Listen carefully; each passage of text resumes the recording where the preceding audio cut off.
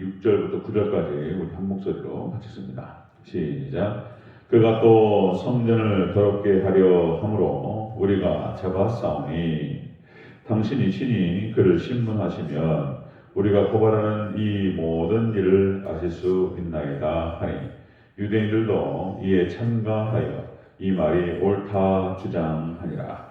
아멘. 네, 인사합니다. 예수님, 예수님의 은혜 평강이 넘치시기를 축원합니다. 아멘. 아멘. 네, 오늘 함께 읽으신 사도행전 24장 6절에서 9절 오늘 본문을 토대로 어제에 이어서 세 번째 마지막 시간으로 대제사장의 변호사 더둘로의 모습이라는 제목으로 말씀 받겠습니다. 세 번째 같이 확인하겠는데요. 더둘로의 모습. 자, 유대인 대제사장의 변호사였습니다. 더둘로. 이 더둘로의 모습은 유대인의 모습을 대표하고 상징한다고 볼 수 있겠습니다.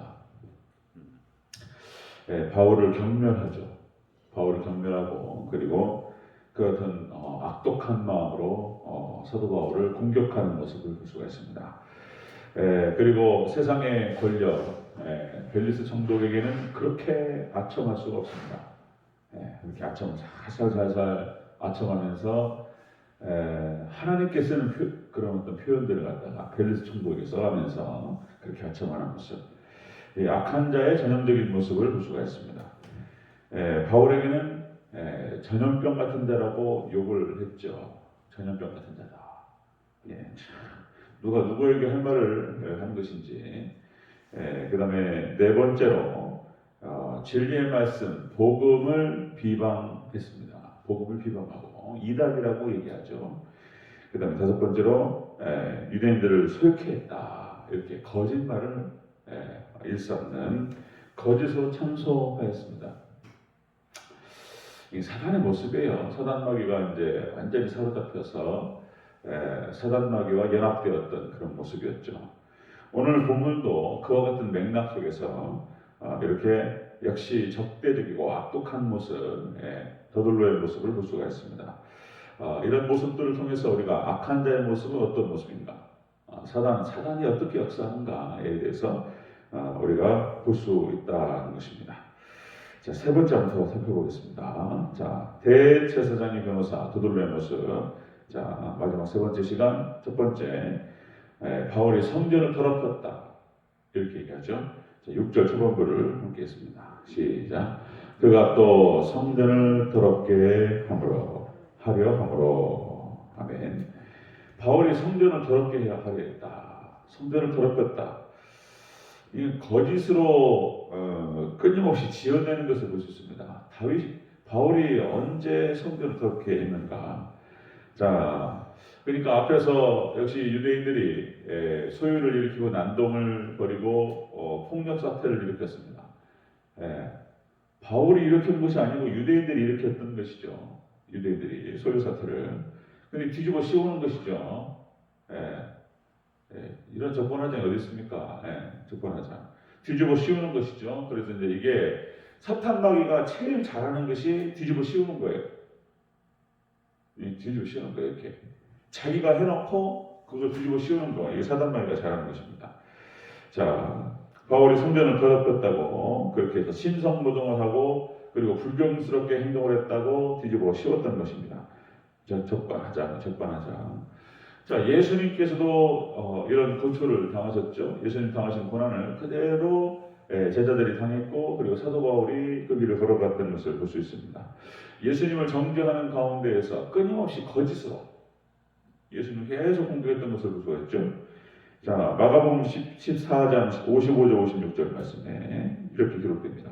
대제사장들과 온 공회가 예수님을 죽이려고 그를 칠 증거를 찾되 얻지 못하니 이는 예수를 쳐서 거짓 증언을 하는 자가 많으나 그 증언이 서로 일치하지 못하니라.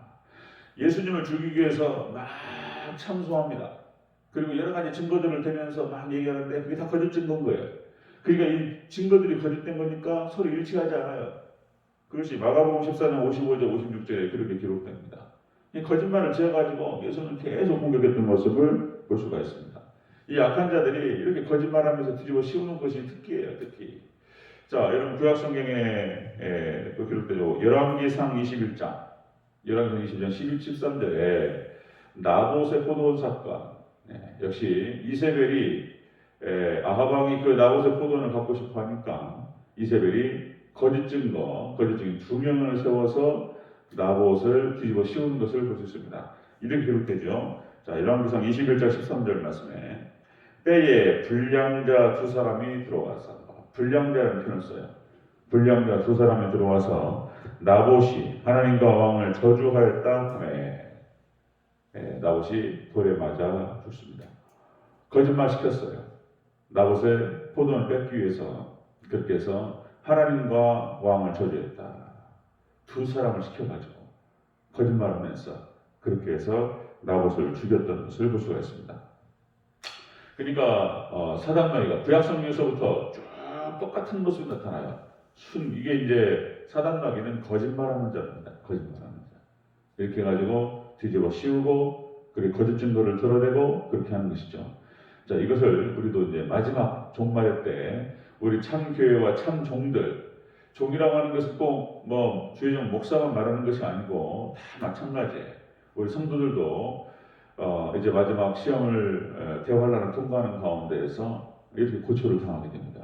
거짓 증거로 거짓말로 순 뒤집어 씌우고 없던 사실을 만들고 이렇게 해가지고 어떻게든지 우리를 잡으려고 그렇게 할 거라는 것이죠. 자, 대제사장의 변호사 도돌로의 모습은 이렇게 사악한 사단마귀 그리고 당시의 유대인의 모습을 대표하고 상징적으로 보여줍니다. 자, 그 모습은 첫 번째로 거짓을 끊임없이 지어냈던 그런 모습을 볼 수가 있습니다. 바울의 성전을 더럽혔다. 이렇게 얘기를 하죠. 자, 두 번째 보겠습니다. 대제사장 변호사 도돌로의 모습. 두 번째로 바울을 잡았다. 자기들이 바울을 잡았다는 표현을 쓰는 거죠. 자, 다시 한번 6절 같이 한번 읽겠습니다. 시작. 그가 또 성전을 더럽게 하려 함으로 우리가 잡았사오니. 아멘. 6절 하반절부터 8절 상반절까지 없다. 이렇게 기록되죠.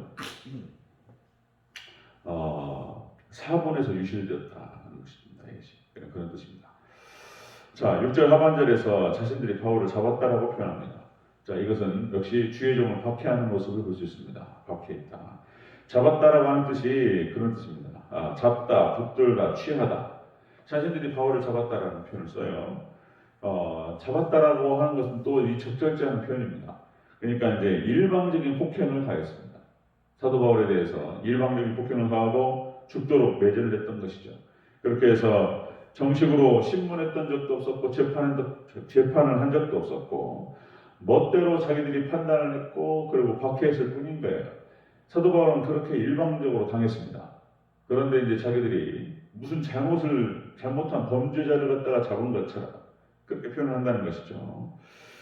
자, 마가복음 14장 65절도 마찬가지입니다. 예수님에 대해서 어떤 사람은 그에게 침을 뱉으며 그의 얼굴을 가리고 주먹으로 치며 이르되 선지자 노릇을 하라 하고 하인들은 손바닥으로 치더라.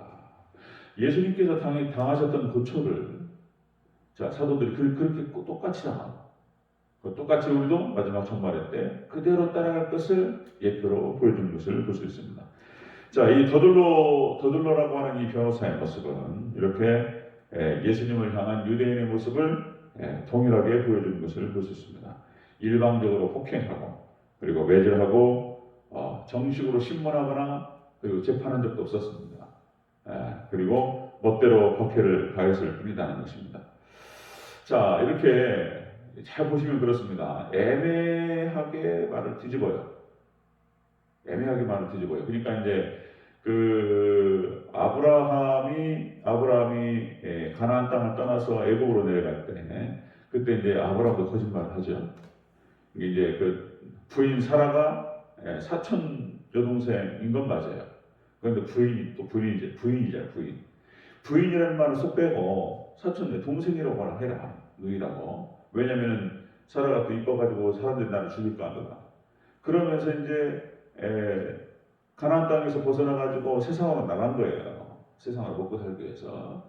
그러니까 이제 아브라함이 그렇게 거짓말한 것을 볼 수 있습니다. 그러니까 이게 애매하게 돌린다는 게 뭐냐면은 반절만 진실인 거, 반쪽짜리 진실은 거짓인 거예요. 반쪽짜리 진실은 거짓입니다. 그러니까 세상이 꼭 그렇습니다. 여러분들 사단이 그런 식으로 하고 애매하게 그 현상을 살짝만 비틀면 있잖아요. 이거 완벽한 거짓말인 거예요. 사도 바울 상황에 대해서 지금 더들러가 하는 얘기를 들어보면은 비틀었는데 완전히 거짓말하는 거예요. 반쪽짜리 얘기만 하는 것입니다. 세상적으로도 또 그렇습니다. 계속해서 그런 모습, 사단의 마귀가 그렇게 하죠. 적반하장이고 그리고 뒤집어 씌우기의 선수죠. 사울왕이 다윗을 그렇게 뒤집어 씌웠죠. 반역자라고. 이 반역이 된 거예요. 다윗은 엘리야가, 그러니까 이제 이세벨이 엘리야를 잡기 위해서 하는 말들, 그 다음에 또 다니엘의 적대자들이 다니엘을 잡기 위해서 하는 말들, 다 사단이 하는 말들입니다. 당시 유대인의 신약 유대인들이 그렇게 사도 바울을 잡기 위해서 했던 말들이 다 마찬가지입니다. 그러나 또다시 제가 또 우리가 같이 나눴던 말씀 중에서 걱정하지 마실 것은 역시 로마서 2장 2절에서 하나님의 심판, 하나님의 판단은 진리대로 되는 줄로 믿습니다. 아무리 사단이 와서 뒤집어 씌우고 뭘 뒤집어서 잡아 돌리고 애매하게 한다 할지라도 하나님께서는 우리를 진리대로 판단하시고 또 모든 상황에 대해서 진리대로 심판하실 줄로 믿습니다. 진리가 다 드러나요. 시간만 지나면 다 정리됩니다. 오래 안 걸려요, 진짜로. 오래 안 걸리더라고요. 저도 경험이요. 여러 번 있는 거예요, 저도 경험이. 시골교회 10년 동안 여러 번 당했습니다, 저도. 여러 번 당했어요. 그런데, 시간이 많이 안 걸리더라고요. 하나님께서 다시 다 뒤집어진 것을 바로 다 잡아 놓으셔요. 그리고 하나님께서는 진리대로 심판하신 것을 겪었습니다. 거짓말하고 그리고 상황들 바꿔놓고 이랬던 사람들 하나님께서 그냥 심판하시고 그랬던 것을 겪었어요. 자, 종말 때 여러분들 참 교회와 참 성도들을 악한 자들이 박해합니다. 이렇게 해서 적반하장으로 뒤집어 씌우고 없는 사실을 만들어내서만 이렇게 했다 그러고 뭐 어떤 거 안 했다 그러고 이런 식으로 뒤집어 씌웁니다. 그러나 역시 여러분들 끝까지 진리만을 붙들고 주님만을 바라보시기를 축원합니다. 이겨요. 하나님 살아계십니다. 믿습니까? 하나님 살아계십니다. 하나님께서 기가 막히게 그대로 역사하셔요. 그렇습니다. 자, 대제사장의 변호사 더둘러의 모습은 그런 모습입니다. 마지막으로 우리가 살펴봅니다. 끊임없이 거짓을 지어냅니다. 두 번째, 그리고 주의 종들 참된 교회를 박해합니다. 자, 마지막 때 여러분들 주님만 바라보시고 다시 한번 끝까지 승리하는 저와 여러분 되시기를 주의 이름으로 축원합니다. 아멘. 기도하겠습니다.